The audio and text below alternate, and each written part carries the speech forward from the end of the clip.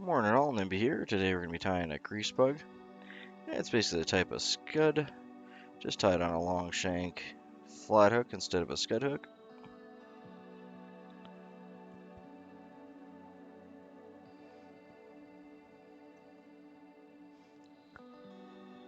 Morning. Good to have you in. Hey Luca, hey you was.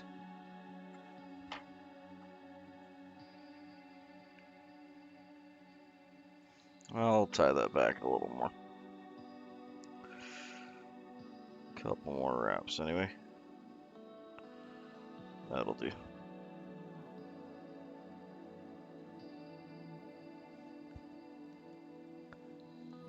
Aw, K-Fish. K-Fish didn't get his first. Good try, K-Fish. You'll get the next one. Yeah, so this is just it's a simple pattern. It's basically like really similar to the scud ones we were doing before. There's a couple simple changes in the pattern, like the fact there's no wire on it. It's just using the thread for segmentation and dubbing, but otherwise it's basically the same. Oh, no worries, K-Fish. I'm happy you popped in, man. Always good to have you, even if it's only for a couple.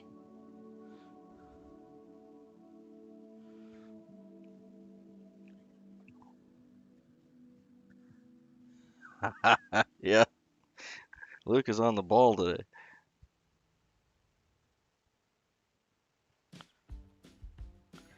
Okay, so we're gonna want some tail fibers. You don't need a huge amount.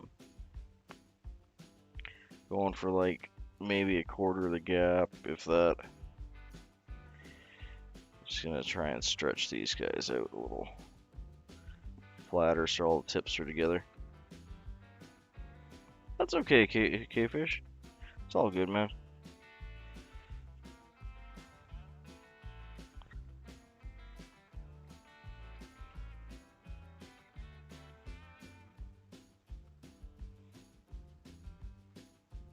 And I'm just picking like a light, not quite a dun. It's got a little more kind of orangey, like a tangerine almost color to it.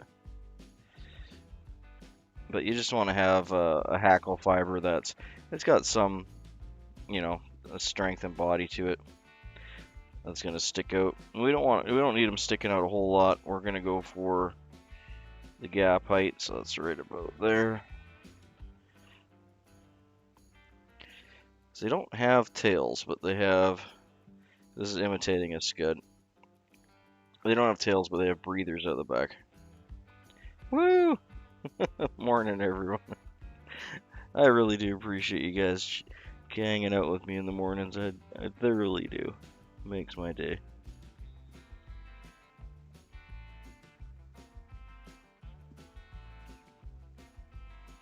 There we go.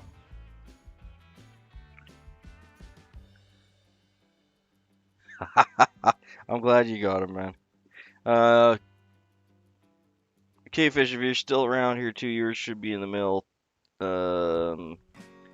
shortly here. I don't know if I'll get them in before Sunday, but I got them enveloped. I just got to get to the post office. No worries.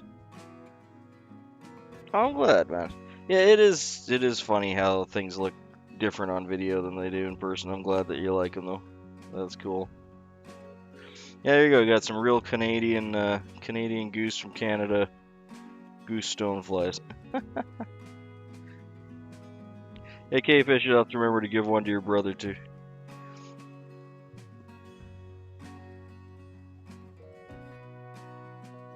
I know. Tell me about it. More tea. That's what solves it.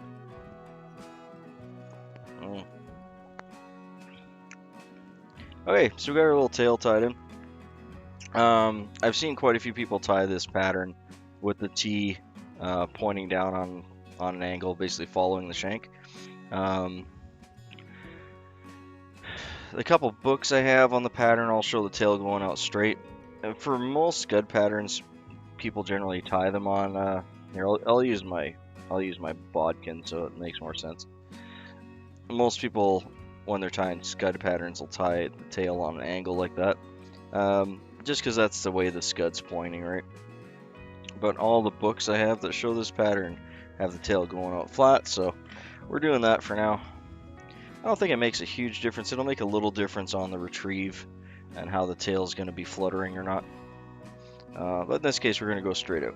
And almost all the patterns I have call for just straight up plastic for the top body, but we're just going to be using this clear scud. But yeah, traditionally when I was tying this pattern when I was younger, I just used Ziploc bags, especially this type, like the ones that are a little bit more, you know, substantial Ziplocs that are on that thicker side. Makes really good material for this. So I just take an old bag that I had from fly tie material and slit it with an X-Acto knife and a ruler, and I make little slits like this guy. But for simplicity, I'm just going to use this clear scud back today.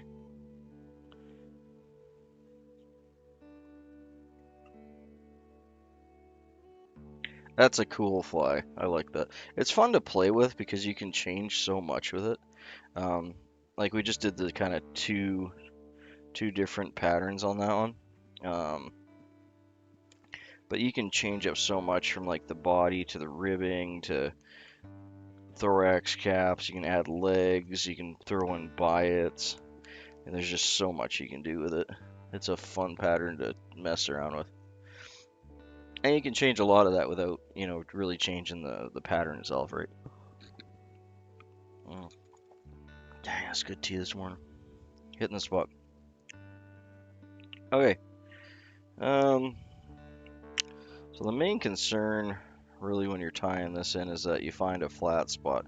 You can see I got like a bend right here. I definitely wouldn't want to tie in around the bend, especially where I'm folding over, because it's going to, you know, it's just going to kink and cause me problems. So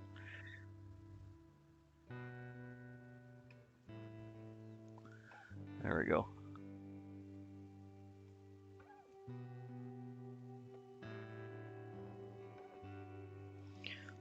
Yeah, so you do want to make sure it's fairly straight.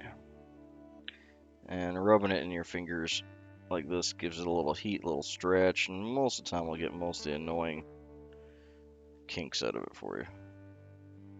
Doesn't have to be perfect, but you definitely don't want to tie in right by one of those spots, or you'll be in a world of trouble. So we're gonna cut off like a 45-ish little point here to tie in at.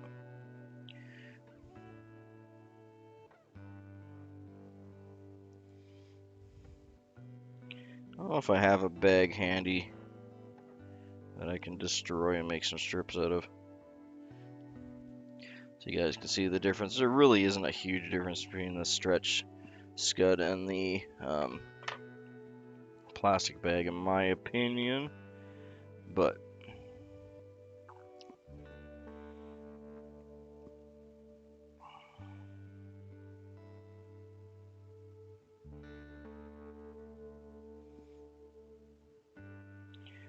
I also don't normally tie this in the full length. You can,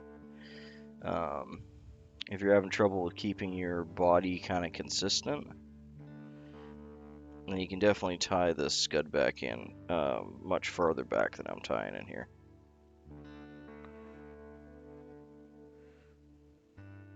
Or plastic baggy, whatever you're going with.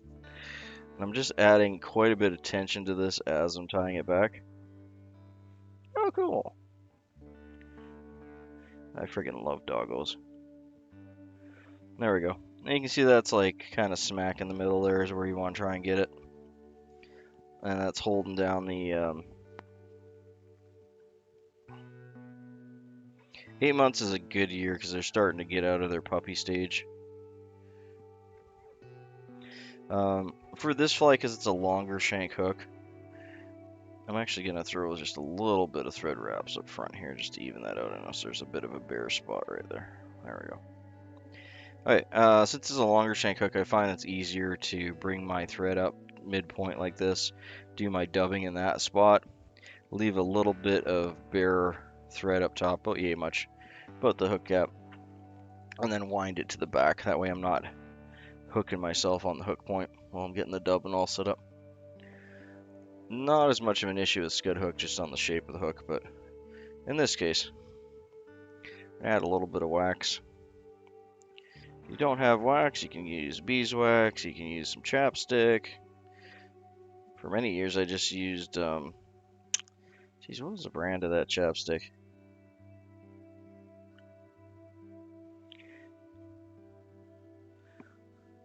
Yeah, that's very true, and it's, one thing to keep in mind too is that the vast majority of fly tying material, especially synthetics, was not fly tying material at one point. You know, at some point it was something else before it became fly tying material. Like for instance, this stuff, the Scudback, it's just sold as underwear elastic. That's exactly what it is. You can buy it by the roll, almost by the kilometer. Like they sell them like 10 meters to even up to 100 meters for like dirt cheap. So if you like this stuff, I mean, obviously I'm buying it in packs, but I used to buy it in the downside of buying in a big roll like that, and why I don't anymore, is it has a lifespan. I have some older packs too that I've thrown out because it starts to crumble and just fall apart. Okay, so we're gonna mix up. I don't really have the exact color that I'm looking for. I'm looking for like a light green to yellow. So we're gonna pull out some of this, which is seal fur. And that's too bright of a green for what I'm going for. It's quite like chartreusey. So we're gonna mix that with some kind of golden stone antron. That's the fun part about dubbing, is you can mix and match. But I want to get like almost like a dirty olive kind of going on here. We're gonna mix those two together. Is that gonna give me enough color? Maybe just a little bit more. Yeah, for sure. I freaking love hobby stores.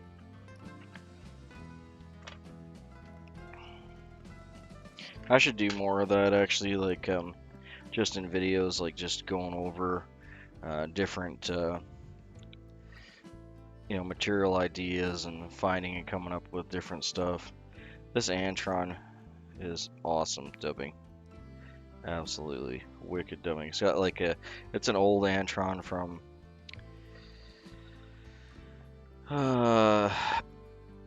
probably about 68, around the 70s, when Antron first came out. It has a completely different feel to it than the modern stuff. It's way softer and floofier. Yeah, anywhere you can get stuff for a good price, right?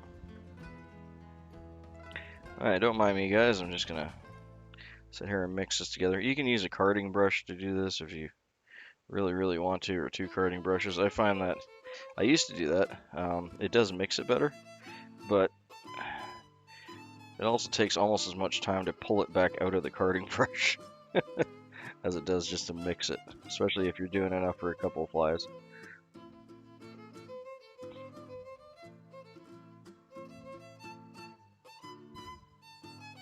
That's true.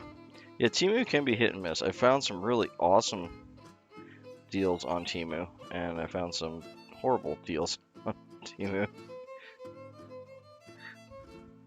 Yeah, I find just mixing it together like this, and basically what I'm doing is I'm just grabbing a chunk on one side here, pulling it out, so I'm literally pulling the fibers apart so I can get the chunks apart, and putting it back in, almost like kneading bread, really. Same idea. Oh, no worries, Muddy. Thanks for stopping in, man. I appreciate being part of your morning commute. Okay, that's good enough for me. Let's see, we got the brown mixed in. Yeah, you can use like coffee grinder. One thing that works good if you're like on a desk or you don't have power, you're out camping or something, and you don't, for whatever reason, you don't want to do what I just did. You can get a like old Tupperware container and just cut a little slit in the top of it, big enough to put the little tube from a can of air from or coffee grinder, yeah. you get those cans of compressed air for cleaning your computer or electronics or whatever. They're cheap. You can get them at dollar store for a couple bucks. And the cold that comes out of them helps to separate the fibers, and also just obviously the ridiculous wind pressure, and just blow them around inside that little Rubbermaid tub or whatever you got going.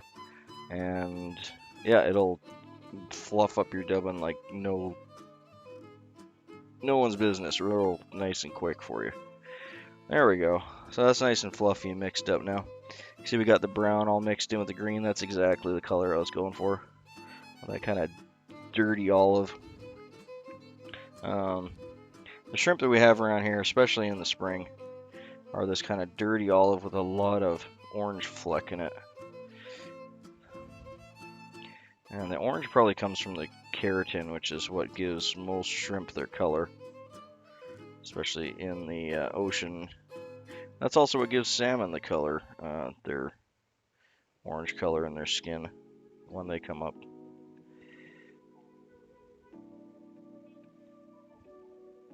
It's actually the reason that a lot of fish have white meat is their diet, not so much the genetics or anything like that, which is cool. Gonna add just a little bit more here because we do have a pretty big fly. I can always just pull it off after, which is probably what I'm gonna end up doing, but you know. We should have enough in this little lump here for 2 flies, so I think. Yeah, that's probably gonna be too much, but we're committed. Alright. I also generally like to spin my dubbing. I'm just gonna get a little dubbing wax on my fingers here. If you don't like putting it on your line, that's another thing you can do. Personal preference, but you can tack up your fingers like this.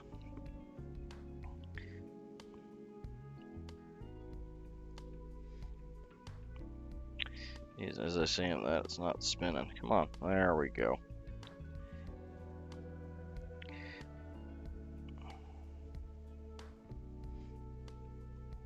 I'm going to be brushing this out later, so I don't necessarily want a super tight dub noodle. I'm just going for like a medium dub. Just enough to get it evenly around the hook. I do want it to be tighter at the end there, just because that'll, if you are going to do like I did, if you're going to do like Nimby does, and tie in your scud back or your plastic at the back of the hook instead of the whole shank, it's a good habit to get in to dubbing your first part of your dubbing nice and thin. And that'll compensate for tying in your plastic only on part of the shank. If you don't do that, then you're going to end up with a lump on its like a lumpy butt.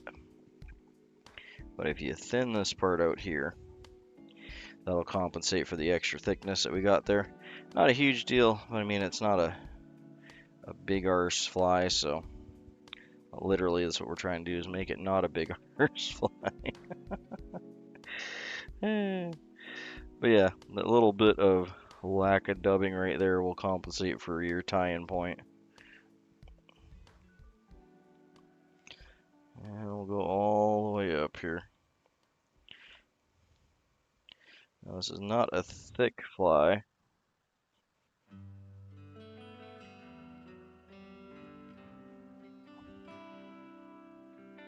Yeah, the paraffin, yeah. Nice thing about the paraffin too is it's completely waterproof. So you can actually use the paraffin for other things in fly fishing, not necessarily fly tying.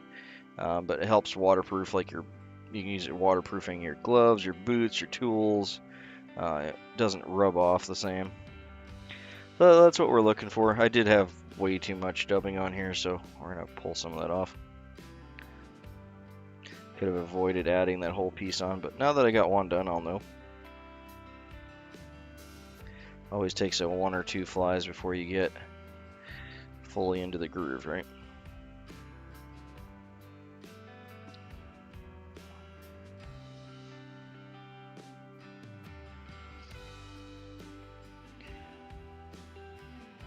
And you want to leave at least eye space here. I'm a little on the close side, honestly, to the eye. You want to leave about a bodkin width up front so you can tie in all the scud back in your legs. So like at least that much. If you're having trouble with head spacing, leave a bit more. It's all good. There we go.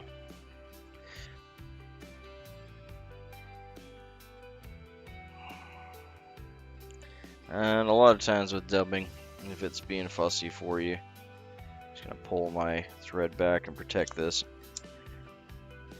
And just singe up that extra stuff there. Whew. Oh man, that stinks. Oh god. That smells really bad. Maybe that wasn't the best idea. Whew. It's amazing how much that can stink when it's just a couple little fibers. Okay. Oh gosh. Okay. So, what we're gonna do here is just make sure we got that kind of even. You can see it's gonna be a nice shell.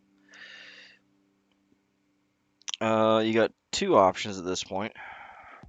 I'm actually gonna go with option B and tie my legs in first.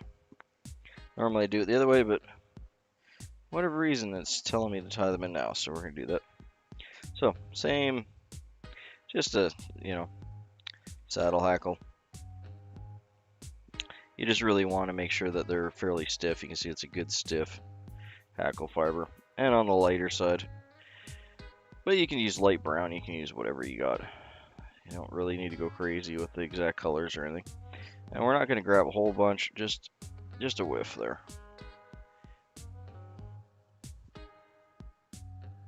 Ugh. I have no idea why that stunk as bad as it did, but man, that was like those ones where you get it and it's like, makes your nose hairs curl up and you're like, "Rrr." That's what it was like. Okay, so I'm going to take these. These are going to get brushed around a lot too, and they're really just there for show. A lot of the patterns that I have for this in books do not include these front legs, so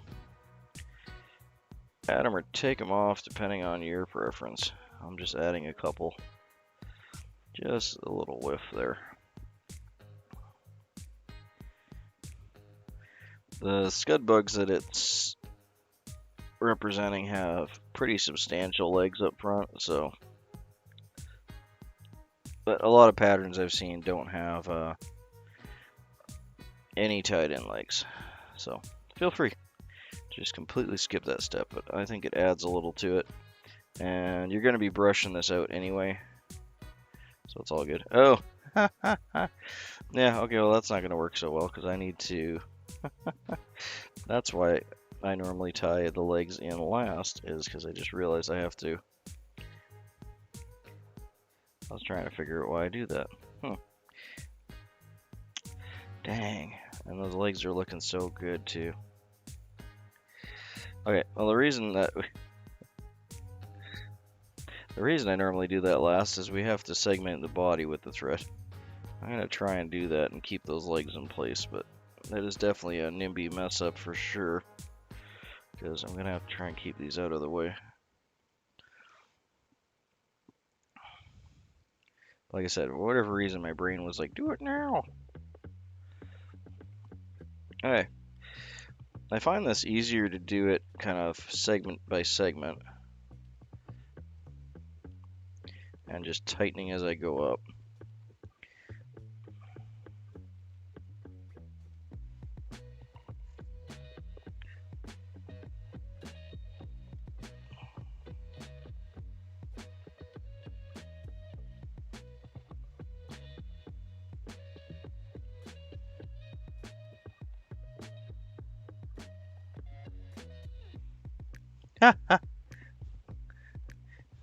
No, I used to use I used to have a coffee grinder right on my desk and do it all the time, and it was just easier to throw it in.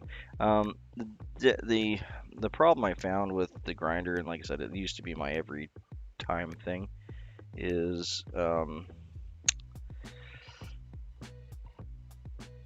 the downside to using a grinder is it's really hard to keep it clean. when you're doing a lot of different mixing. Wow, this part here is going to be a pain. Just because I don't want to pin down those legs. Yeah, if it was a bit longer, I would. I'm at probably half an inch too short to do that, or I would be.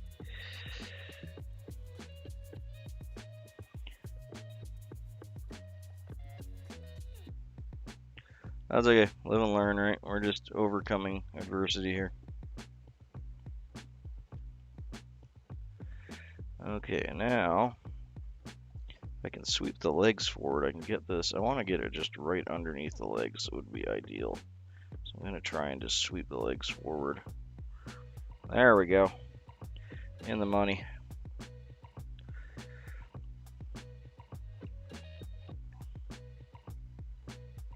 Beauty. Okay, that worked. Okay, so for the next one, we'll tie in the legs after we do this. It'll be a lot easier. Alright, so there you go. There's your cap. And it's got its legs all happy still. The one thing I like to do, it's just kind of a personal Nimby thing. That's definitely not in any of the manuals that or books and stuff that I have here. I like to tie this fairly close to the hook, like yay. There we go. So you can see it's like right on the eye, overlapping the eye. And I'll take a lot of times you'll need something like a bodkin. You can get lucky and do this just with your fingers. Oop. But the bodkin makes it easy because it'll hold it there. But you can just fold it like this. So what I'm doing is I'm leaving a little like hump there, you can see.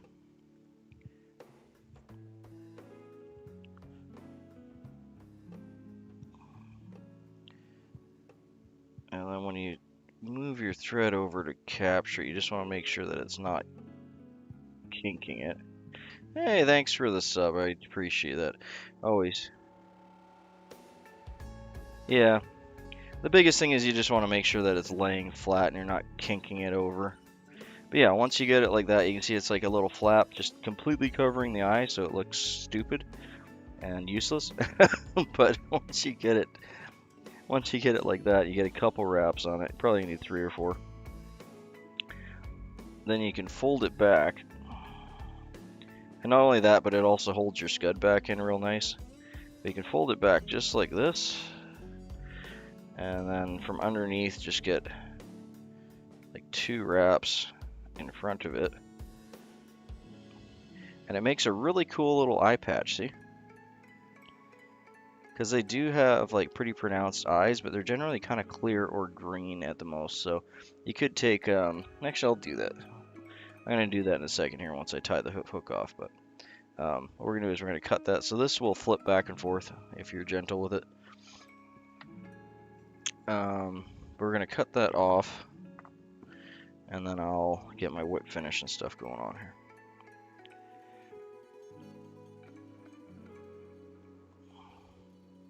But yeah, one benefit of doing that as well is you have 2 tie-in points for your scud back, so it makes it nice and super durable.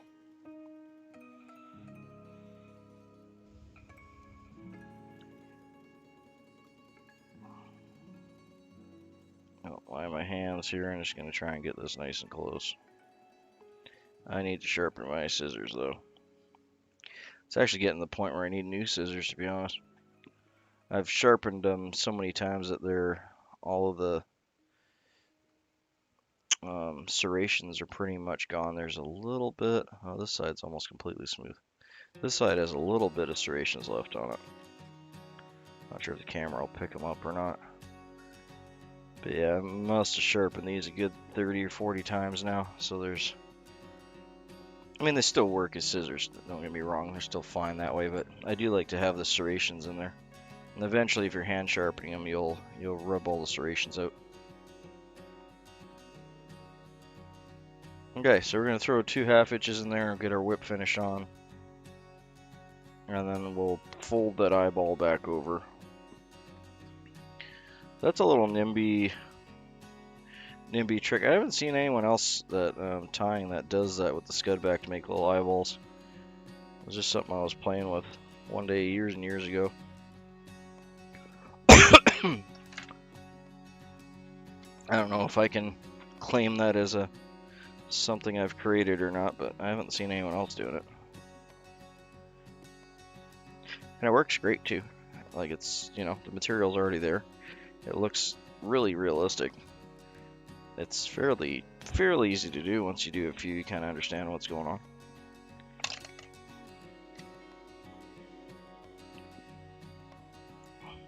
And if it does flip over like it's doing right now, most of the time once you pin it back and it has a little bit of head cement on it, it stays where it is. But if it does flip over, it's not a big deal because you can get your line through there, no problem.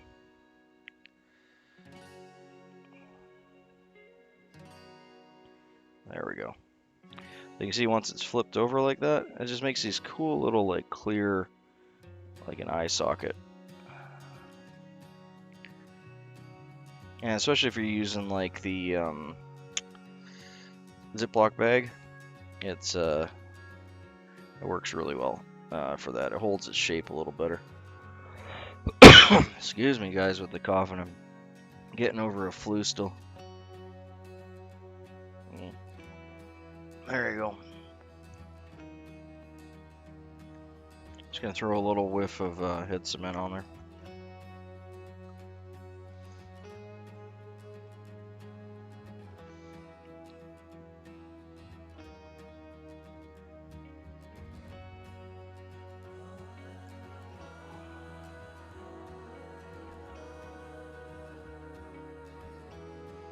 Yeah, it's just a cool little feature you can add in. I mean, it doesn't cost anything. You don't need another material. It's already there.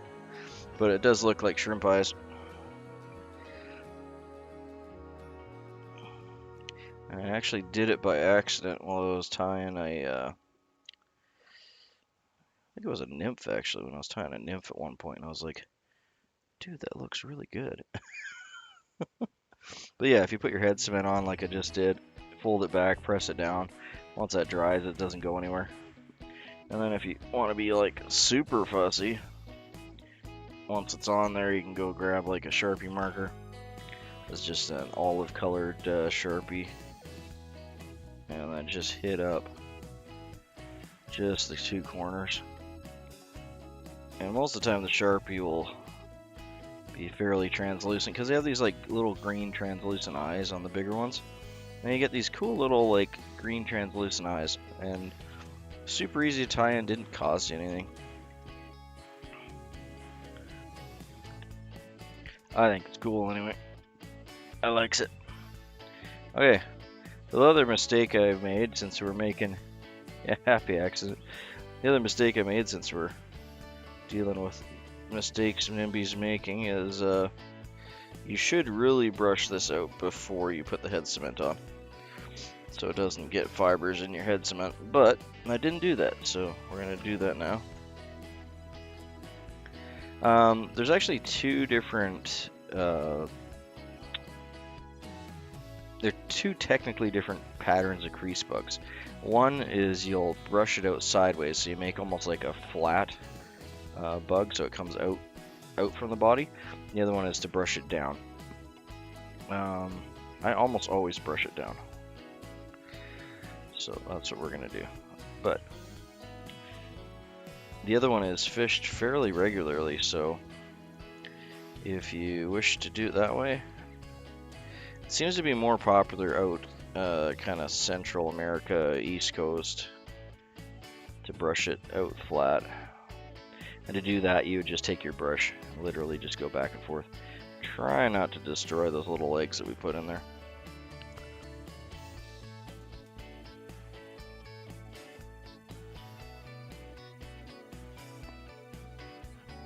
And that's why the legs are also like completely optional, because you're going to be brushing this out. But I always like a little bit of legs on mine. There we go. That's a CressBug. Basically just a big old scud shrimp pattern, really, on a flat shank. But they're really effective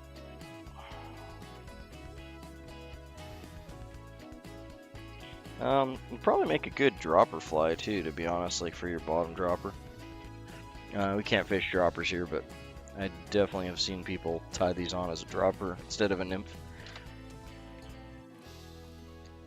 If you're in slower water where there's maybe less nymphs and more scuds, that would be a good option. Okay, just gonna do my little spin and spiel here and be right back.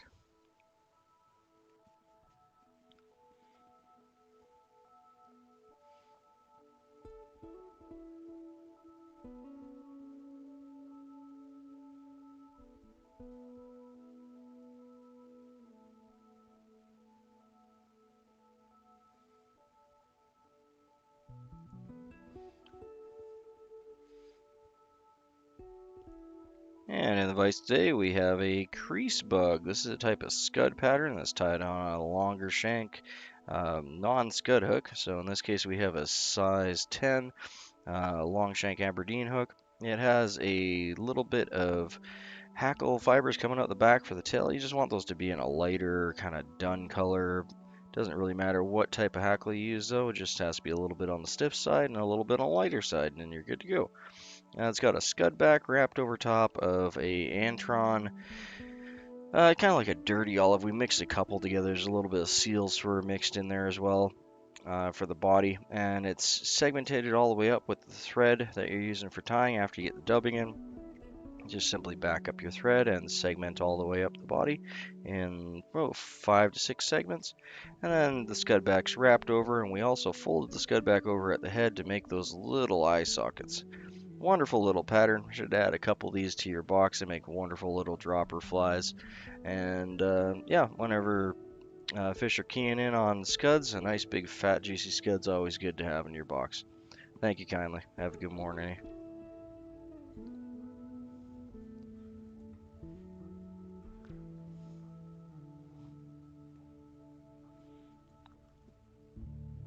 Hey Tyler.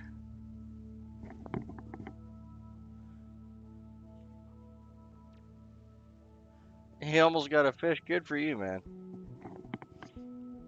That's why they call it fishing, not catching. I'm happy with that little dude. I think he's cool. I'll have to do another couple up here.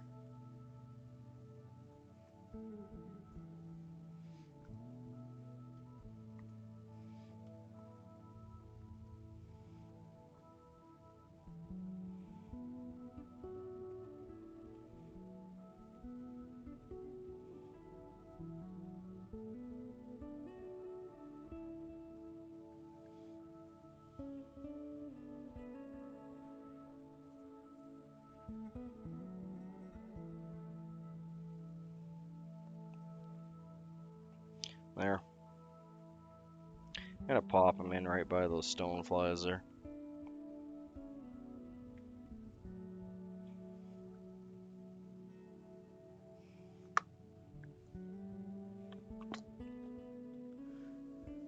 Hey, show flies. Good to have you in, mate. You're more than welcome to lurk there for a bit. Oh, I haven't been able to catch your channel in a little bit here.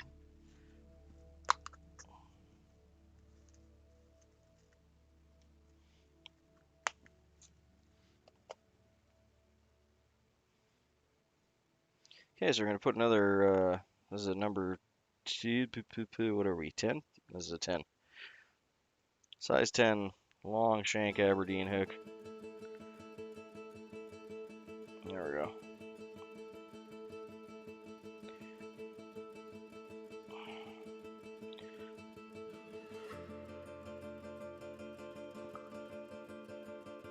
Oh yeah, we're live, don't worry, mate. I think everything's good. Looks good on my end. Okay, just gonna tie in. Yeah, it's still 5 in the morning for me. Oh, 5:40 anyway. Just gonna make a thread base all the way back to the barb.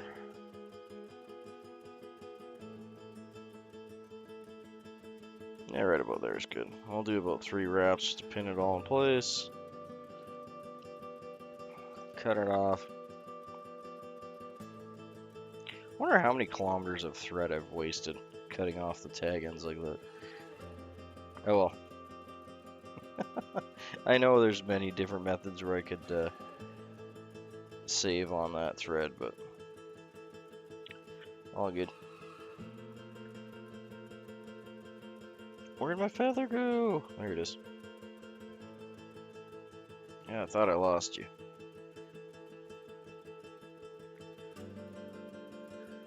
Oh, those are Las Vegas leeches.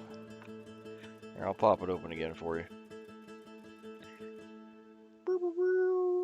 There, a little bit, you can see maybe a little bit there, some red flash kicking out, some black marabou, peacock, really bright peacock chenille. I think that's the main reason they call it a Las Vegas fly. And a brass beadhead. They work great. Even if they're not like a really great representation of a leech, they like color-wise and everything there. They're more of the flashy version of a leech, I suppose, but the pattern works really good. It's a local favorite here.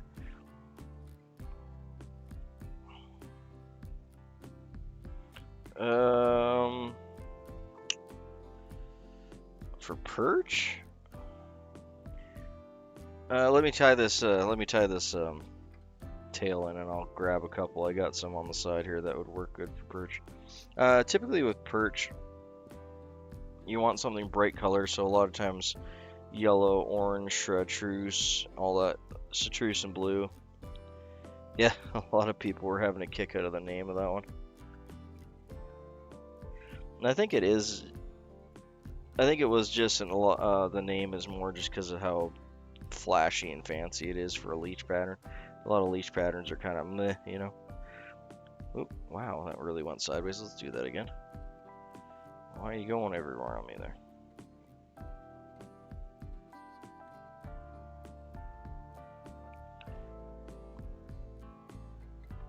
Okay, I'm gonna shorten that up. There we go.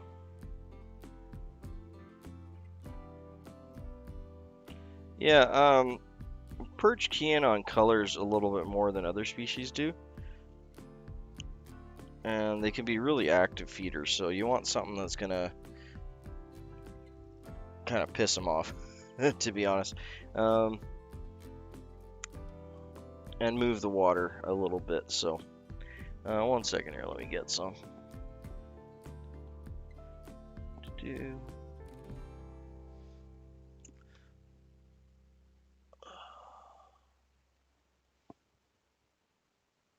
Something like these orange guys here would work really good.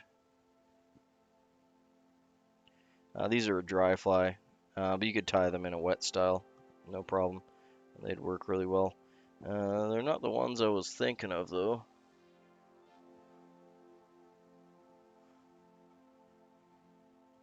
Yeah. I'm just going more for the color patterns here.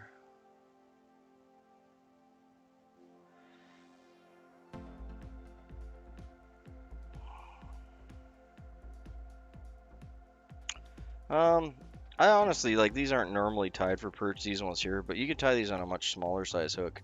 And I really think they'd just absolutely murder perch, but these are three different flies here, but those ones there with the silver body and the orange. Where's the one I was thinking of?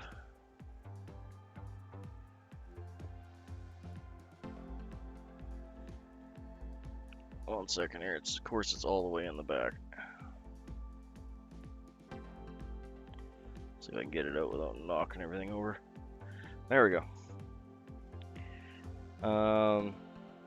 These guys are the ones I was thinking about. So it's really just a soft hackle, front, a little orange, and a little red.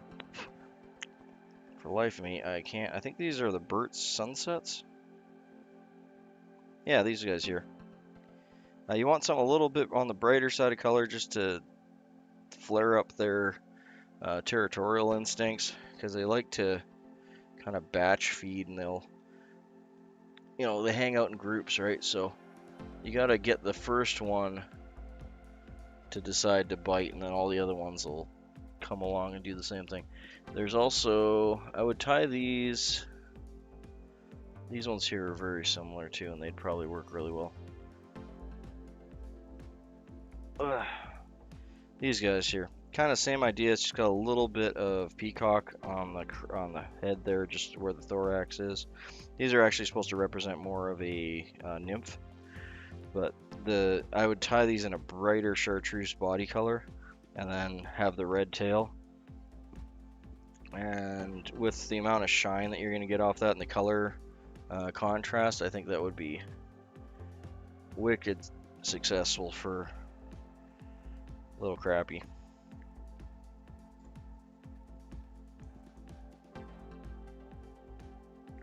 And easy to tie too, right? You only got like 3 or 4 materials, nothing crazy. Alright, so we got that all tied in. Again, we're going to start at the midpoint here. Oh, actually we got to get our... My bad. We got to get our thorax, or our scud back tied in. Where do I put that now? There we go. And a lot of times I cut this stuff short like I did today, but then lots. 1, 2, 3, 4, 5, 6, 7, 8, 9, 10, 11, 12, 13, 14, 15, 16, 17, 18, 19, 20, 21, 22, 23 full right now.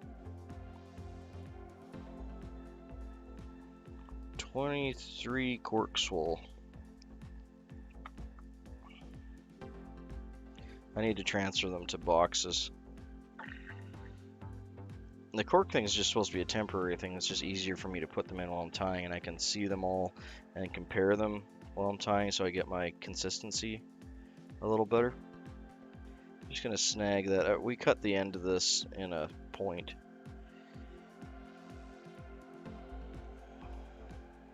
And actually, I ran out of corks. Not that I'm completely out of corks. I got a bag full from many of my neighbors who were nice enough to give them to me, because I don't drink wine.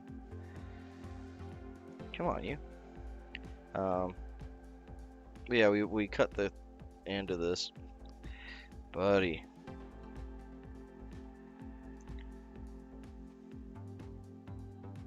We cut the end of this in a point so we can tie it in. Oh, I see what you're saying. Yeah, I'd go, you're right, I'm sorry. I totally missed the whole 20 feet of water comment that you did. You did say that right off the hop. So yeah, I'd do a light blue to like a sapphire blue and a chartreuse at that depth. Because the red's going to disappear. You're absolutely right.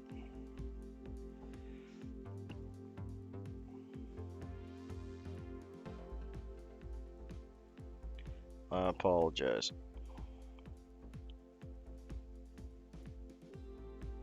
Yeah, I just got to go back out in the garage and get some more. But I don't have enough room on my desk anymore to put them. It's like I got a field of them over my monitor. So I need to sell some. I need to get my Etsy going again.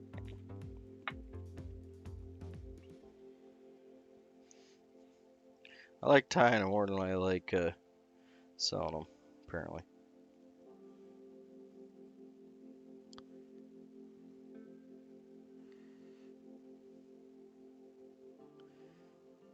I was gonna get together a whole bunch of like ice fishing boxes for locals here, but our ice fishing has been so horrible this year.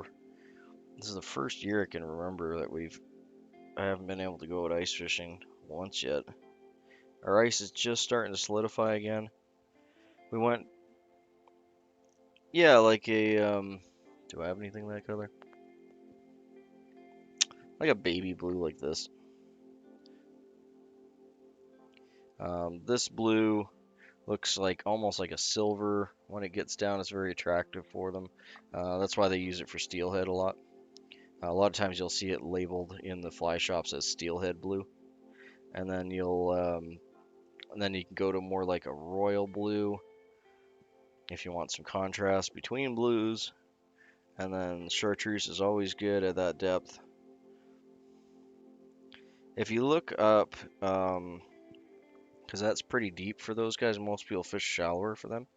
But not that you can't fish for them that deep, it's just most people do.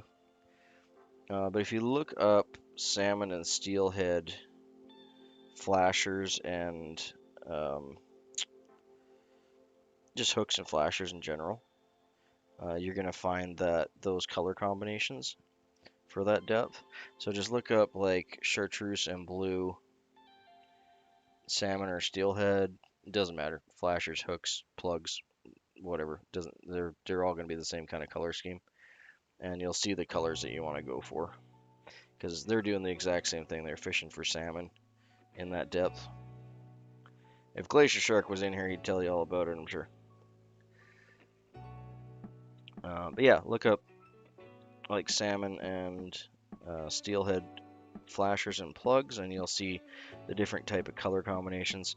Some of them use like a light pink and chartreuse and blue, and some of them just use a blue and chartreuse. But you'll see all the different color combinations that are kind of tried and true and tested. And of course, there's nothing stopping you from throwing your own stuff in there, but if you go deeper than 20 feet, then you're going to need to go into like your purples and like darker colors in the purple, black, brown spectrums, because that's all they're going to see down there. But if it's fairly clear water and it's a sunny day out, there's no problem with having actual like flash incorporated, because there'll still be some light getting down there. It'll just be very filtered light, so you can still have like copper and brass and different things incorporated into your hooks and flies. But going that low, going that deep down, you could even do something like these guys. I know these are way too big, but I mean, you can tie this in a much smaller version. But these are really easy. They're just like a polycord Fentex. You can see the rib body there with it twisted up and the little tail, and then these chartreuse coming off the back. So you could tie these in a light blue body instead of the pink, and then have the green chartreuse coming off the back. And then I would probably, if you're fishing that deep, I'd add a little bit of flash to that, to the top fin or wing or whatever you want to call it, just to throw as much light as you possibly can. And it would act like a little, and of course you just tie those in a much smaller version of that, act like a little mini injured bait fish.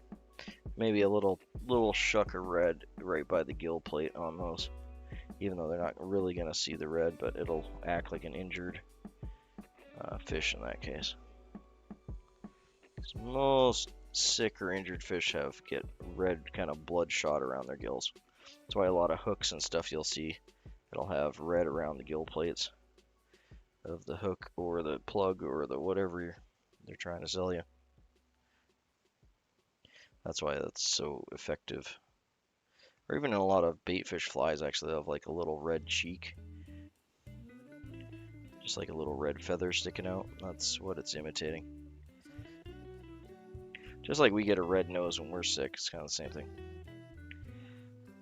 I got a little tuft sticking out. 1 second, I'm gonna back that up and fix that. Didn't quite adhere to the thread.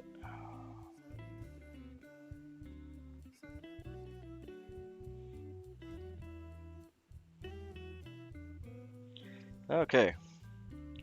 We're gonna learn our lesson from last time. Just gonna push this all back. And we're gonna do our threading body first. I'm just checking this, make sure everything's straight. You guys can see it there. Everything looks good.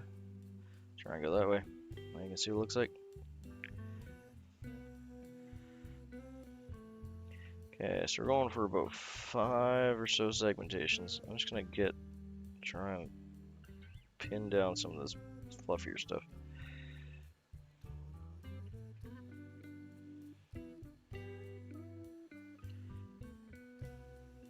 I'll start right there.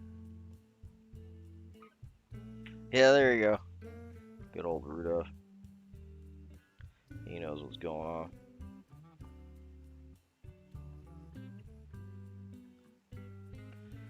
on. Chartreuse is just like a really good staple. And then that light blue color, silver, obviously. The thing with making something look like a bait fish is it's not so much the colors you're using, it's the my brain wants to say contrast, but that's the wrong word. It's the change, the gradient between the top and the bottom of the fly or the hook. So pretty much any bait fish pattern that you see, whether it's a fly or a plug or a spoon, you're gonna see there's a color contrast between the top and the bottom, just because almost every fish has a lighter belly than they have their back, right? They got a color change there, so almost all of them will try to. Um,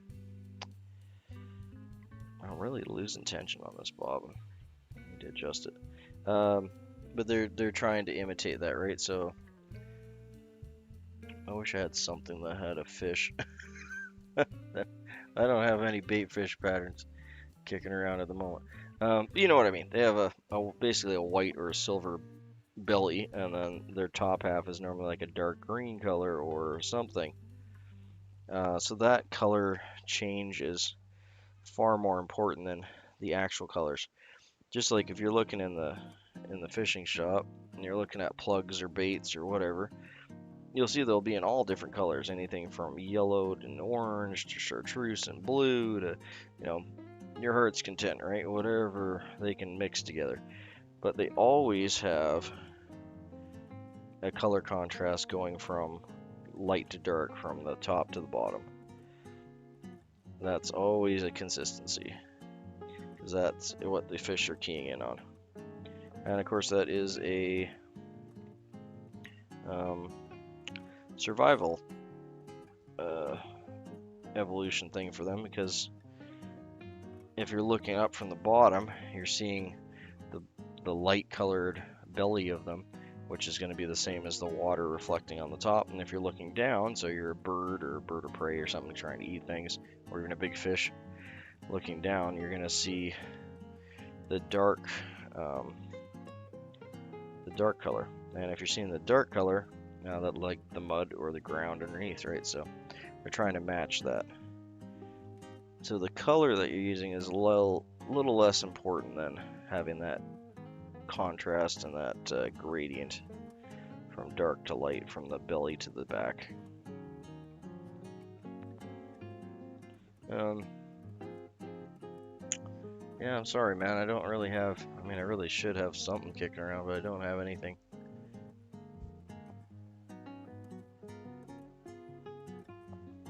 I really don't tie too many bait fish patterns. Oh, here.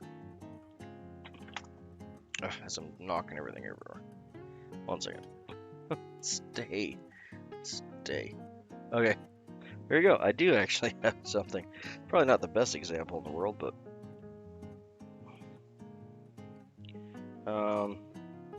these two here. These are a black nose dance. So I know they're super thin, but you can see there it's got the black on the top, or in this case the black nose and the brown on the top, and then the white on the belly. These are the black and the white ones here we're talking about. Trying to push these other ones off the side so you can see. But that white belly and then the darker color on the top, and the transition is far more important than what colors you use there. You could tie this with a red top, you could tie it with an orange top, as long as you got the white on the bottom, or a lighter color on the bottom, and then a darker color on the top. That's your consistent bait fish pattern. Hopefully that makes sense for you. The rest of it is personal preference and wherever you're fishing. Okay, so now we got that tied in. Thinking if I should do... I think I'll tie in my legs at this point. That was kind of the mess up we made last time.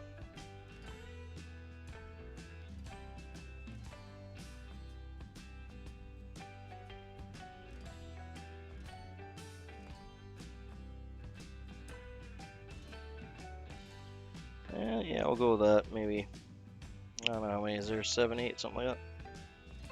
7, 8 fibers. Kind of the same as our tail. Again, this is just a Nimbyism. This is not a part of the pattern, because you're going to be brushing out that dubbing anyway, so it really don't matter. But I like legs on mine, so we're adding some legs.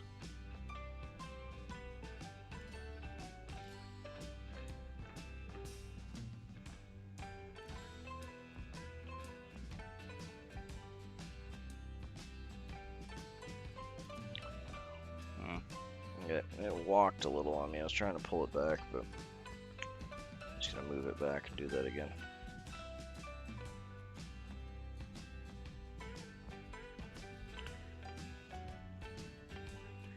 Not sure why this bobbin has lost its tension on me. It was fine yesterday. I gotta bend it back. I did switch, actually that is probably exactly what happened. I switched threads, so it's a new spool of thread, so it probably doesn't have the grip that the old one had. So it was worn in real nicely. This one's a lot slicker. Dude, why are you walking up so much? Come on, just behave yourself.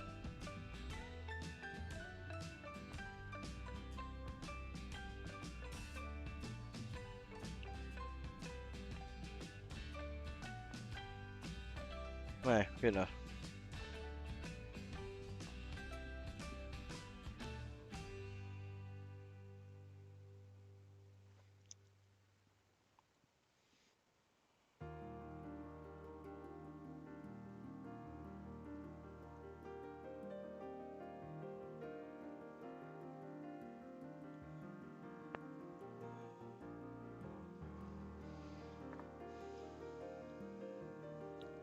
Yeah, I totally skipped that part. Absolutely unnecessary, but I really like to have that. Oh, it's probably hard for you guys to see it. Try and get on some black. You can see the little legs sticking out there. I don't know, I just have way better hookups and luck with a shrimp that has little legs on it. I don't know exactly why it's that way, it just is. I'm gonna try and get those little hairs out. It's gonna stink again. Oh god, I don't know why that smells so bad. Who knows what kind of material they were using in the 70s, but it probably wasn't health regulated. Okay, I want to throw a half hitch on there, but I can't with the scud back on, so we're gonna have to fold the scud back, do her eyeball, and then I'll half hitch it.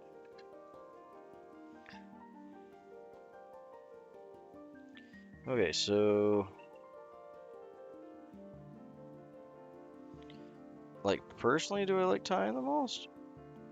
That's a good question. The one that brings me the most joy to tie, like just as personally, would be the Royal Coachman, because it just embodies all my original young fly tying fishing. It embodies fly tying to me, like the whole pattern. It just brings back so many cool memories, creek fishing and stuff, and it's an effective pattern too to boot. But from a personal aspect, yeah, Royal Coachman. The next one would be like a really detailed. I love to sit down and just tie like a really detailed dragonfly nymph, which I haven't done on here. I don't think I've ever done that on here. No, I haven't. But I love tying like really detailed, really realistic flies when I have time to do so. But like my really detailed dragonfly nymphs, sometimes it'll take me a couple hours to tie one. Sometimes, buddy. Okay, well, we're gonna use a finger. I don't want to bend down and get it right now.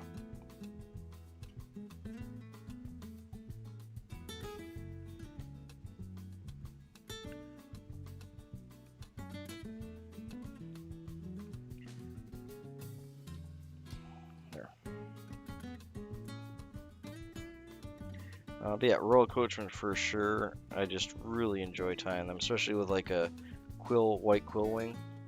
And you don't get people tying them as often anymore because, well, they're challenging. It's a bit of a lost art. But if I'm not feeling 100% or I just want to tie something for myself, you'll see me tying a royal coachman on here. Or if I just can't make up what I want to tie that day, that's what it's gonna be.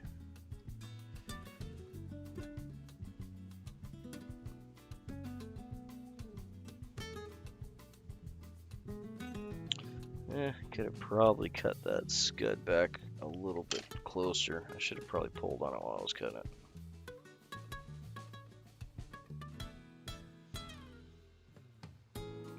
And I'm probably just gonna make it worse. Yeah, we're just gonna leave it.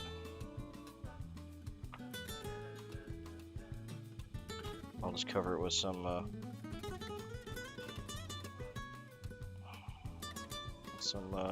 nail polish remover or some bubble blah head cement.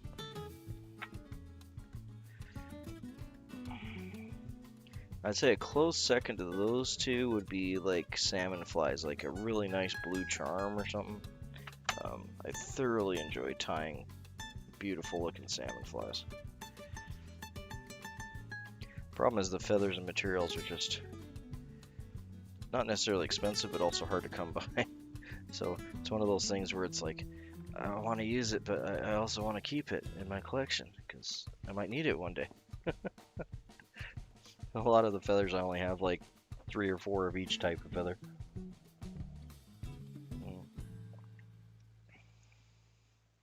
But thanks to Showflies, that was a good question. I appreciate that.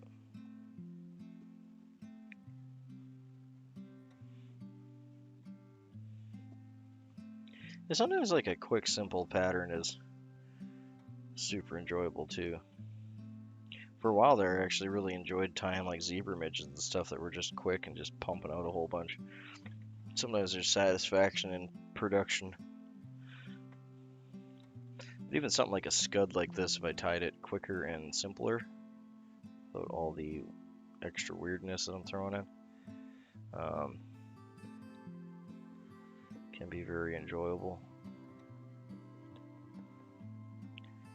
Well, is my pen getting? There we go. Thought it was drying up on me. But yeah, isn't that just makes like cool little eyeballs on it? You just fold that back. I really like that. I think that's really cool. I don't see anyone else doing that. I think that's a Nimby thing. We'll say it's a Nimby thing, because I haven't seen anyone else doing it. Yeah, really quick, super simple eyeballs. And we'll just throw a little head cement on there, and I'll flip the eyeballs back.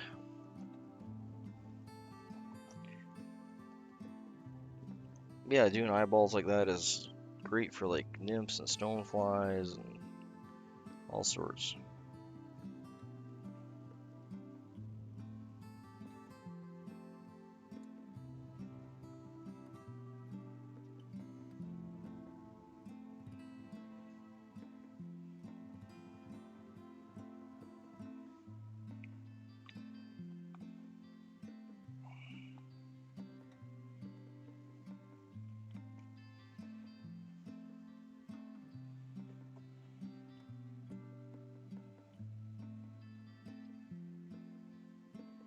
There, we just push that back.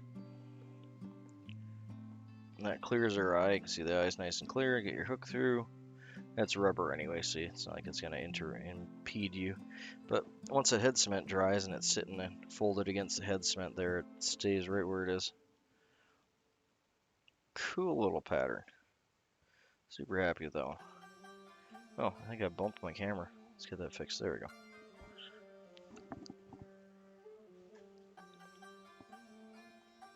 Okay, a little more tea. Well, there we go. Nice little CressBug, which is basically just a scud. You can definitely tie these on. I think this would be the equivalent hook here, which would be like your size 10 scud hook. So if you wanted to tie it You could tie it on that, and you'd have the same thing in the scud pattern.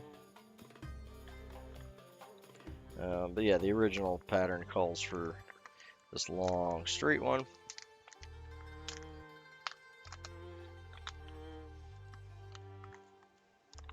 And scuds do spend a lot of their time kind of curled up like that, hence the, the whole scud hook thing and everything else. But they also go straight like this, and they curl and they twist and they kick around and they're doing all sorts of things. So let's add him to the box here. Oh, actually, we'll do our little spin and spiel first here.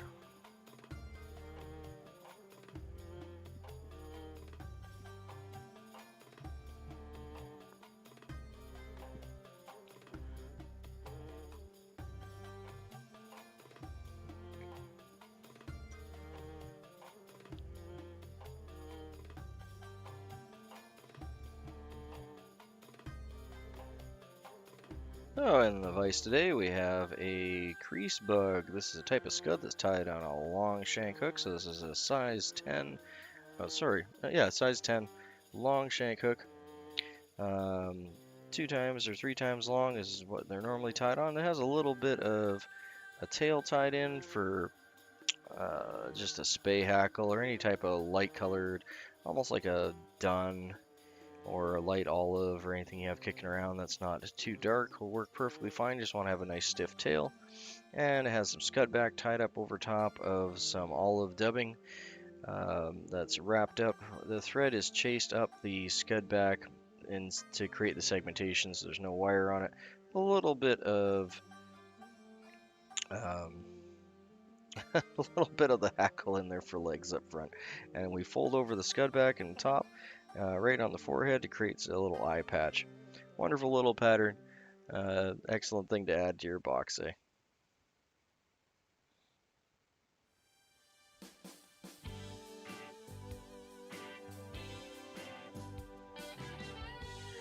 My brain's not firing on all cylinders yet.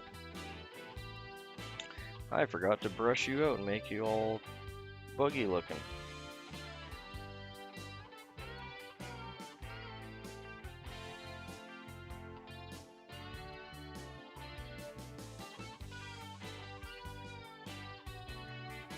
Yeah, another reason you don't need to add the legs up front, because you're going to be doing this.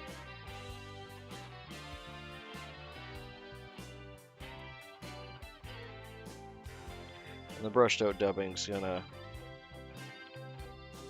move really well in the water as well. There we go.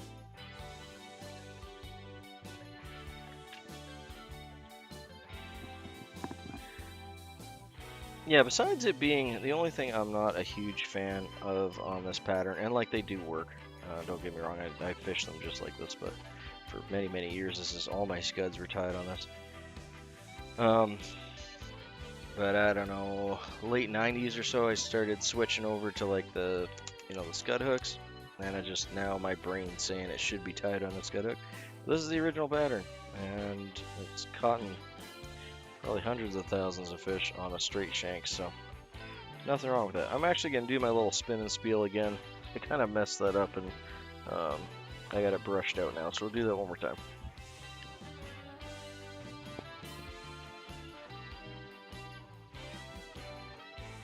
And in the vise today we have a CressBug. This is a type of scud tied on a long shank size 10 hook. This is a long shank Aberdeen hook. Has a little bit of hackle fibers coming out for the tail. You can use a light color like a dun, light brown, whatever you got kicking around, anything close to an olive. Got a dirty olive antron body dubbed up with a little bit of seal's fur brushed out. Segmentations are done just with the tying thread all the way up with a scud back body and a little bit of hackle fibers up front for the legs. We pull over the scud back up front right on the forehead, just create a little eye patch. A wonderful little pattern. Should add a couple of these to your box, eh? Thanks kindly.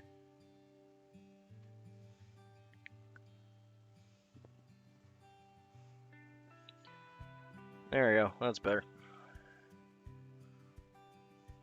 Getting a little better, that kind of thing. Alright, so we'll dump him in the box here. Bloop.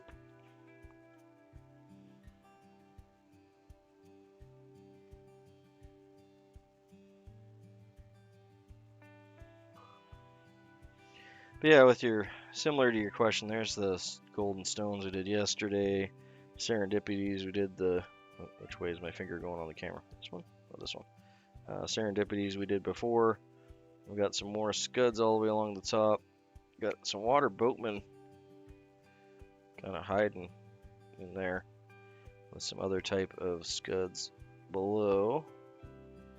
Those are the boatmen there.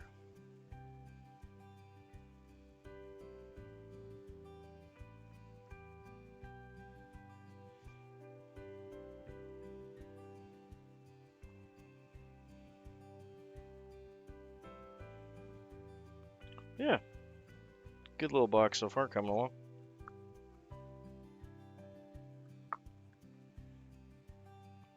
I might actually take the leeches out of there because they don't, I mean, they take up a lot of room and they don't really, they're not doing a lot for the box.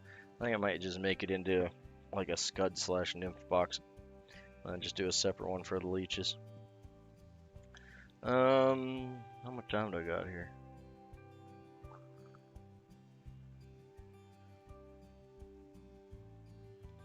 Yeah, I've got enough time to do another one. Hey, let's do, why don't we do one with, let's do one with a scud hook just for kicks and giggles, eh?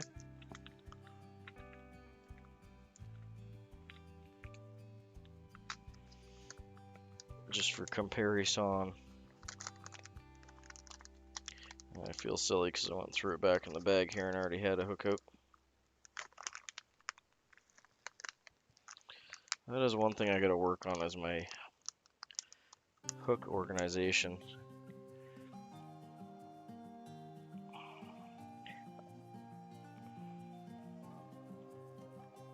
Yeah, I just originally, I think they were actually the first ones I tied when I added to that box, and then I switched over doing some scuds and nymphs. There we go. So we got our standard size 10. This one's a fairly heavy wire too, which I like for scuds because a lot of times you want them to sink. And I don't normally add weight to my scuds, but a lot of people do. So you definitely can. Alright, so we'll stick with our green thread. And the same thing, I'm going to tie this in just above the, oop, come on now. Find your little happy spot, there we go. Just above the hook eye, and we'll tie back.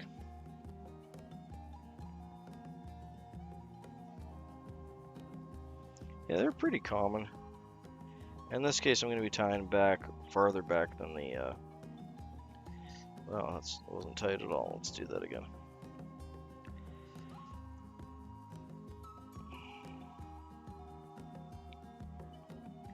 I want to tie back farther than the hook barb, so we get that nice curve, like well into the bend there. That'll work right there. Couple wraps on there to tie it off.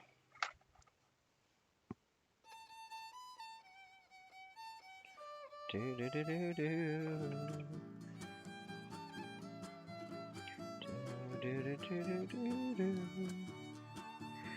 Yeah, grab some more tail fibers. This is a wonderful tailing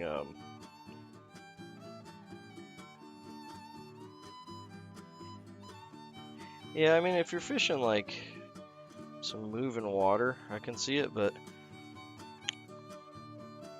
the problem with again, this is personal opinion. I'm not like an expert on the subject or anything, but the problem I see with a lot of people's flies and how they fish them is they act like the thing's got an Evinrude outboard tied to the back of it, right? And like it's just flying around the lake. It's like if you actually spend some time and watch the bugs in the water,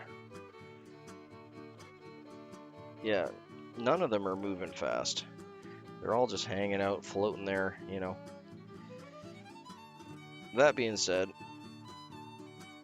you need to get them to the right depth for presentation. So if you need the weight to get them down, that's a different story.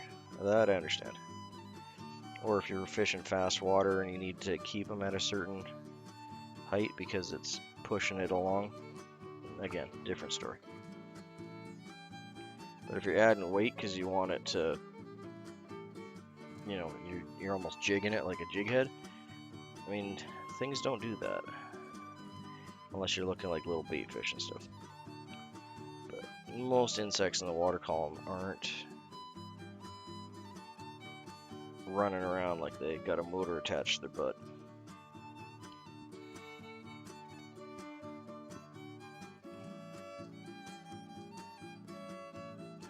Okay, that looks good. I like that.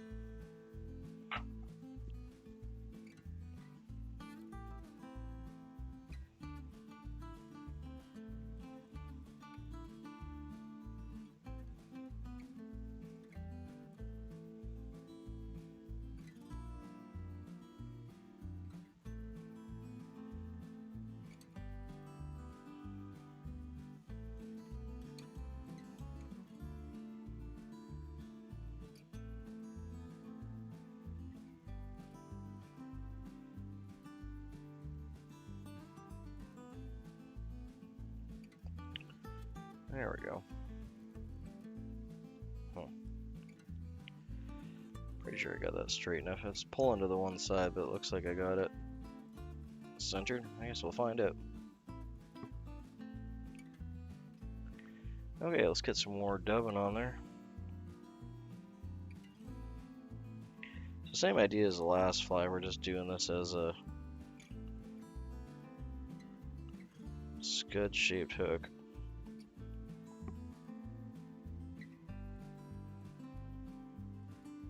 This'll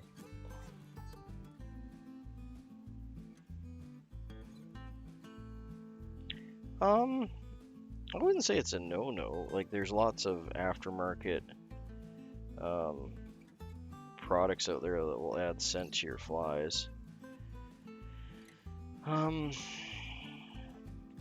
The only thing I would concern myself with adding it to, I'm just adding some I'm just adding some tack to my fingers here.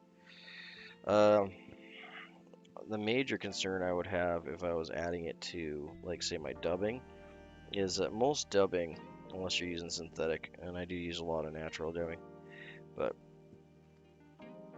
come on, buddy. Why won't you spring? Come on, wrap on the thread for me. Ugh, I think I added a little too much tack to my fingers. Stick to my fingers, not thread. Sorry, got sidetracked there. Trying to dub. Jesus. Come on, man. My concern would be with natural dubbings. Like, I use a lot of beaver, use a lot of muskrat, and not just dubbings, but a lot of waterfowl. So, like, your duck quills, your oh, I'm doing better anyway. I just got over the plague that my children brought home from the flu that is everyone's getting right now. But I'm on the mend, getting back at it. Didn't stream for like a week because I was basically just sleeping the whole time, trying to get over this stupid thing. But yeah, sorry, back to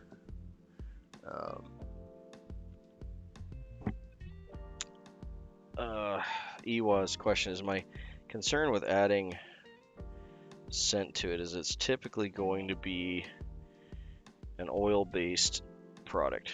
At least all the ones I've come across generally are, because they don't want it to wash off right away, right? And your natural material has a lot of oil in it, and that oil is either going to be changed or displaced with the scent that you're going to be adding on it. And that might change how well things like your dubbing dubs, or, you know, literally if your fly falls apart.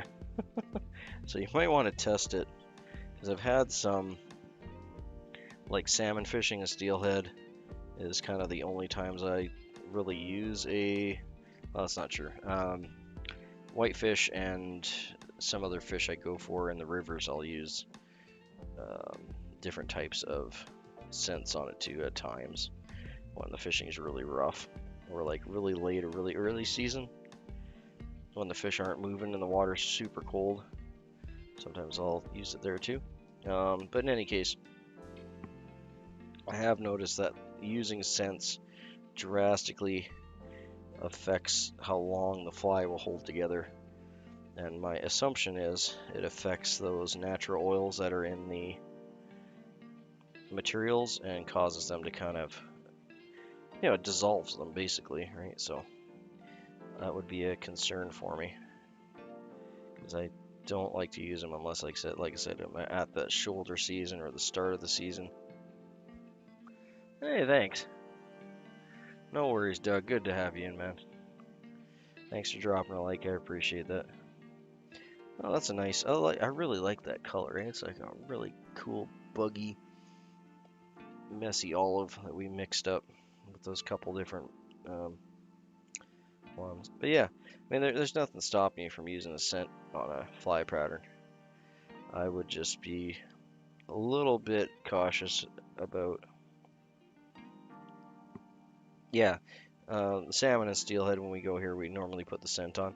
I just found it's, and it could just be the brand I was using. Like, I've tried numerous different brands and that kind of thing, or different row cures and stuff like that. But I found it not only just ate my hooks up, but like also like if I got it in my, yeah, that's true. It doesn't last long. But just like out of personal experience, just be really careful with what you get it on, because I've had it like almost melt some gear that I had in my tackle boxes and stuff, and like I got it on the handles on my forceps. Like I had a pair of well, these things, you know, but they had like rubber handles on them, and I got the scent stuff on the handles, you know, just handling everything, and it like just degraded the handles. They all just came apart, and so yeah, like I said, it just that would be my only concern, is it I've had some issues with it just like literally melting my gear. And I don't know if that's something I'm doing wrong or if it's just the brand I was using, but that would be my concern, is that it doesn't matter. I mean, if you get the fish, whatever, you know, you can change the fly out. You're just not going to get as much longevity. But that would be first thing that pops in my head, is all the issues I've had with it eating my gear up. Definitely want to keep it away from like your waders and anything that you actually need to have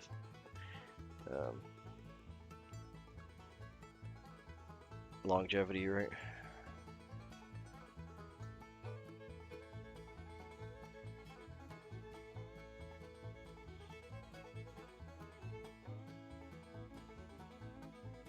Should have adjusted the tension on this.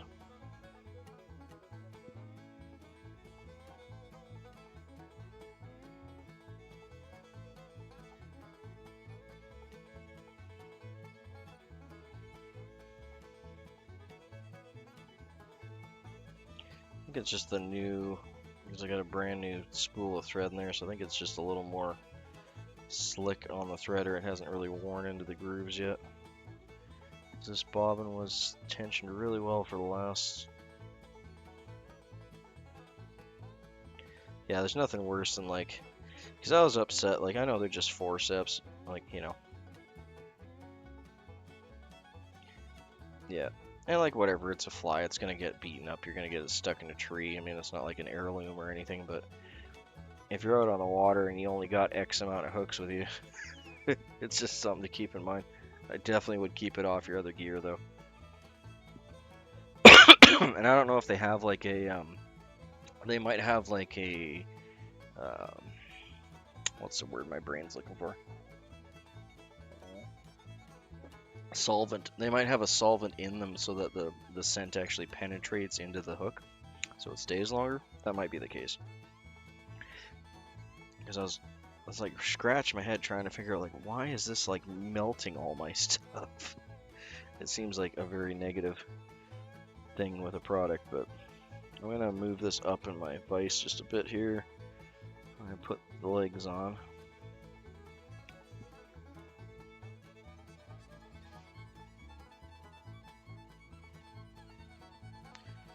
And yeah, your mileage may completely vary, right? Like I said, I don't know if it was just the product I was using specifically or something I was doing wrong. Maybe I wasn't following the directions right, but it definitely destroyed a good bit of my gear after like a week of salmon fishing.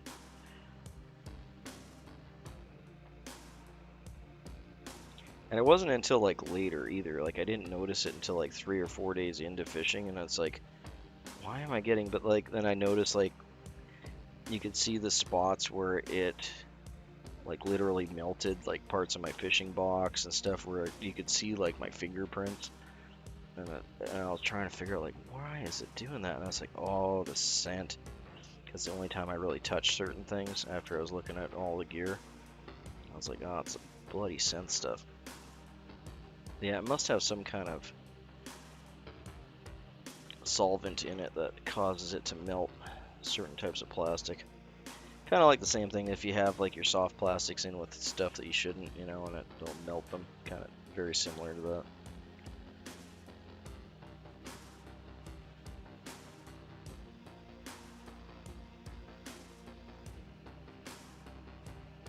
But, you know, live and learn. Not the end of the world. But we all pay good money for our gear, and sometimes our gear has a lot of sentimental value. Like I said, the forceps that I had, or what's the name of the, are they forceps? That's my brain not coming up with what this is. We'll call it forceps, even though I know forceps is probably not that.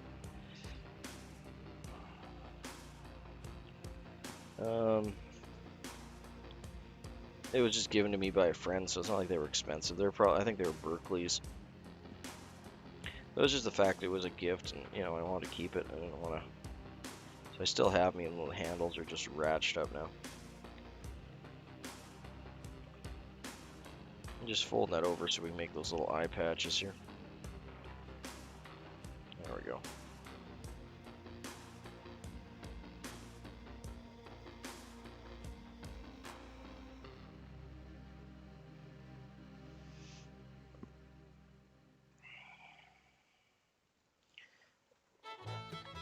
I'm gonna have to pick up my, one second. I'm gonna have to pick up my half hitch tool.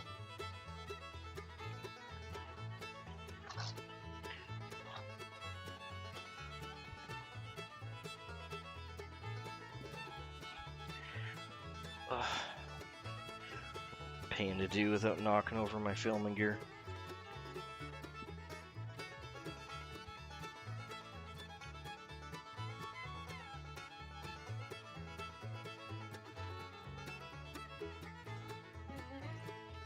Get 2 half hitches on there, and then we'll do a whip finish on it.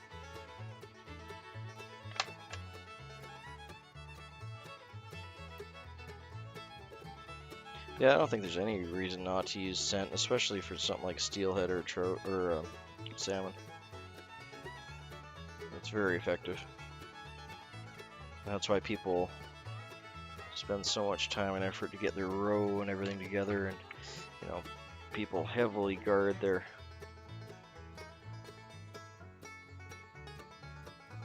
Yeah, we've been like we're cold right now. We're like -18. But for like most of the winter, we were like, just like a week ago, it was like +17 here. So like, I haven't been able to ice fish because the ice is just, like we have some ice now, but we were completely open water just like 2 weeks ago, which is crazy. I mean, I'm in northern Canada.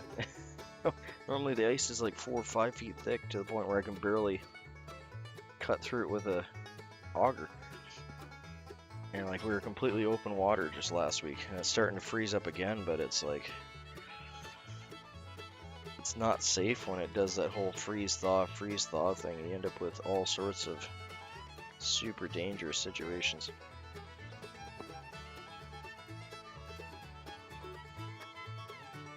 Yeah, so not impressed, but I mean, what are you gonna do? I guess it's global warming or whatever. But I can't remember any time in my whole lifetime that, and like I barely got any snow. We got a little snow a few days ago, but my lawn was green here. Normally I have so much snow this time of year that I just don't have anywhere to put anymore. Like we can literally get like 6 or 7 feet of snow in one snowfall here. So like I got pictures of my house with the snow all the way up to the east troughs. And we have no snow because it's all melted. Thankfully we're getting lots of moisture. Like our actual snowpack is about 80% to normal.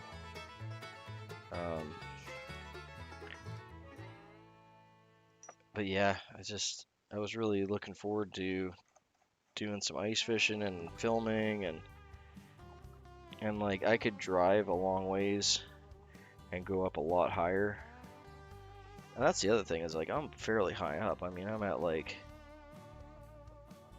where am I? 1,300, 1,600 feet above sea level. So it's not like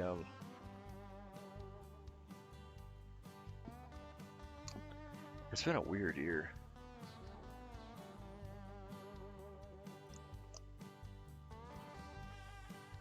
And I'm like, you know, partially, some parts of me are super happy that it's warm out, because then I burn way less wood. I mean, I've barely gone through a cord of wood.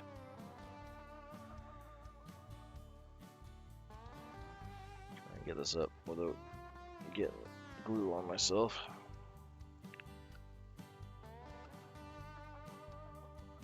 There we go.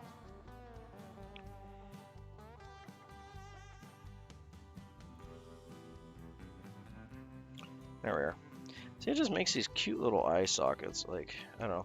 I haven't seen anyone else do that. Not saying I'm a genius or anything, but it works out well.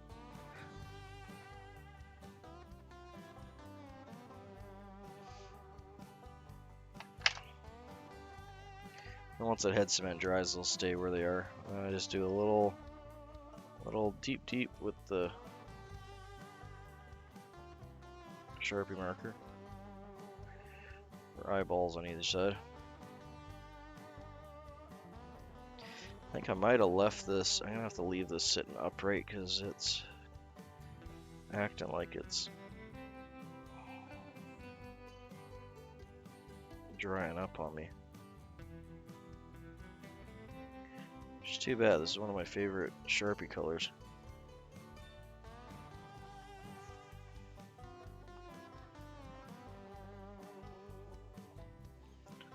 Yeah, I'll leave you over here upright. Maybe you'll get some of the good juice back to the bottom. There we go. Yeah, here I have another scud. I'm gonna brush him out. Yeah, but it is what it is, right? Like, whatever. We really can't control the weather, so it's gonna be what it's gonna be.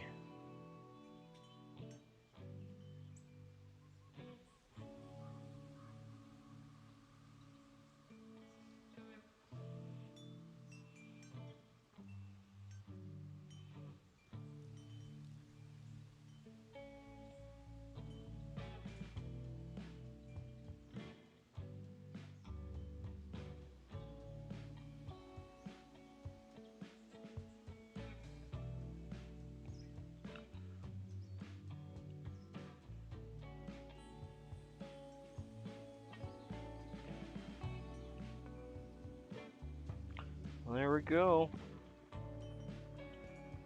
I didn't really brush his butt out as much. Try and get a little more out there.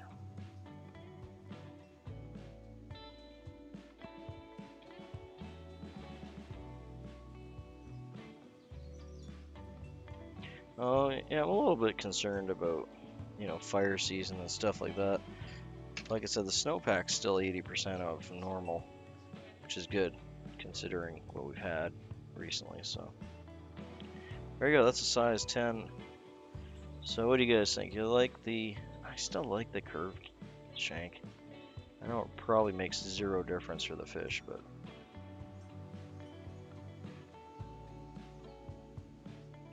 I think I still like the curved shank. All right, we'll do a little spin and spiel here.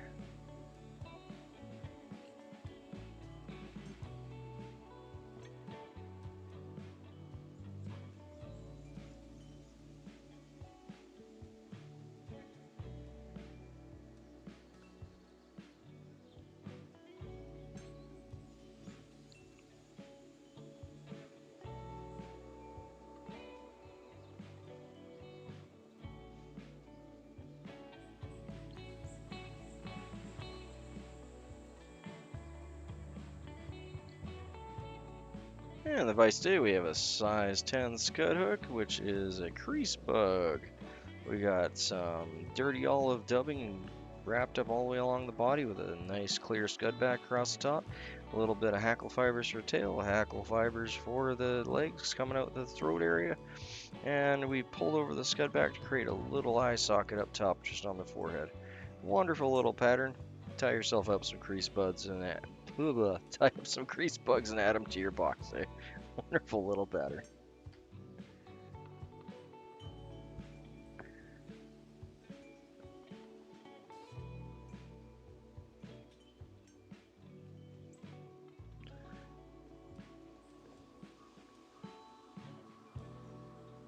Yeah, I hate to say it for the traditionalism in me. I like to tie the patterns as the creator of the pattern calls for, but I really like the scud shaped hook. I mean, here's the other two for reference.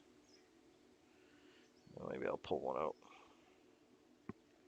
so we can look at the two here. Yeah, there's your flat and there's your scud. Exact same materials. It does look a little darker, and that's probably because it's a black shanked hook. So there's that.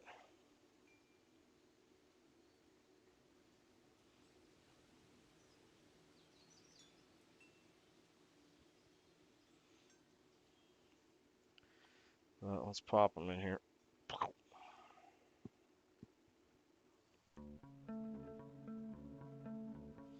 Yeah, same materials, technically same size hook, it's still a 10.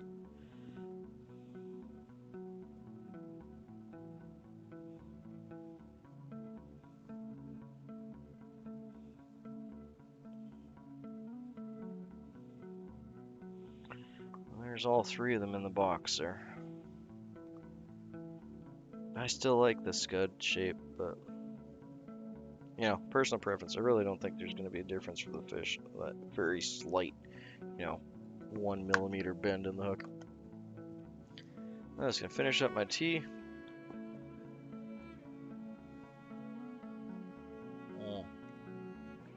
There we go.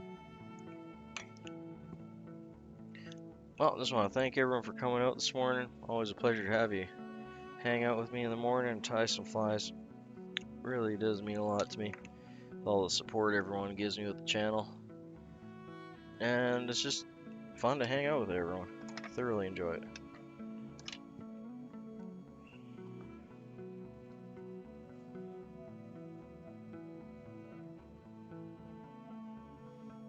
Just cleaning up a little bit of my mess here. But yeah, gonna get my morning going.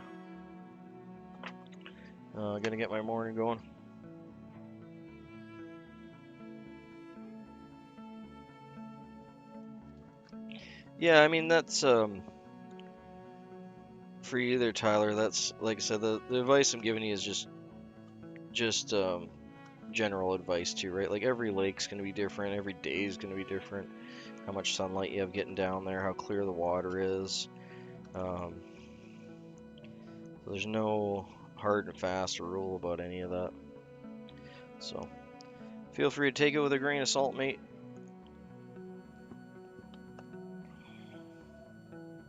Those are generalized things. We all try to do the best we can to present our hooks to the fish in the best manner we can so we can catch as many as we can.